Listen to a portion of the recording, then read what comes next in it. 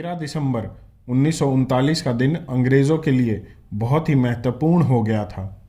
उस दिन ब्रिटिश सम्राट जॉर्ज पंचम का राज तिलक हुआ था, लेकिन अंग्रेज़ों का दुर्भाग्य ये रहा कि उनका पाला भारत के क्रांतिकारियों से पड़ा।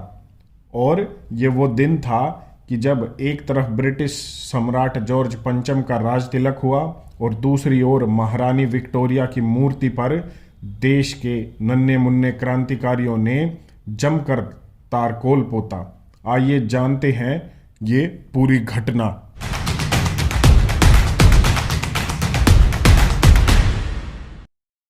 बात उस समय की है जब भारत में अंग्रेजों का शासन था। देश करवट ले रहा था और घर घर आज़ादी का बिगुल बजने लगा। अंग्रेज बौखलाए हुए थे। आए दिन क्रांति के दीवानों पर लाठी डंडे बरसाना, निहत्थे नौजवानों को गोलियों से भूनना एक आम बात हो चली थी। देश के नेताओं को जेलों में ठूसा जाने लगा, फिर भी क्रांति का दीपक बुझा नहीं। दिन प्रतिदिन उसकी लौ तेज होती गई। ऐसी स्थिति में 13 दिसंबर 1939 का दिन आया जब जॉर्ज पंचम का राज तिलक हुआ था। समस्त भारत में गुप्तचरों और पुलिस को पहले ही सतर्क कर दिया गया था कि उस रोज अंग्रेजों के खिलाफ कोई भी अप्रिय घटना न घटने पाए।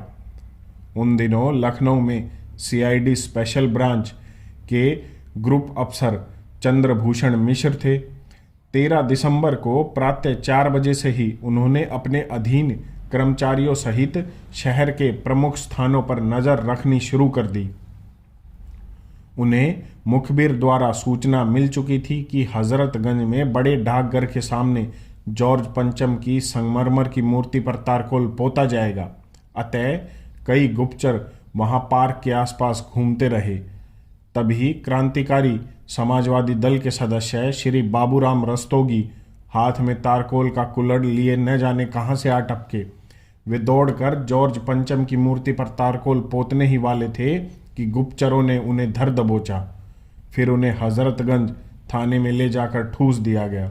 इस अप्रिय घटना को लाल बाग के कुछ लड़कों ने देखा जो सर्दी में ठिठुरते हुए पास की नरही की ओर जा रहे थे। उन नन्हे मुन्नों से यह दृश्य सहन न हुआ। आपस में सलाह की गई और न जाने कहां से तारकोल ले आए। तारकोल लेकर वो सीधे पहुंचे विक्टोरिया पार्क। महारानी विक्टोरिया की मूर्ति पर जमकर तारकोल पोता गया और तबीयत से इनकलाब जिंदाबाद के नारे लगाए गए। जब तक पुलिस पहुंचे बच्चे वह गए। अंग्रेज देश छोड़कर तो चले गए, लेकिन अंत तक ये पता नहीं लगा पाए कि वो नन्हे मुन्ने क्रांतिकारी कौन थे।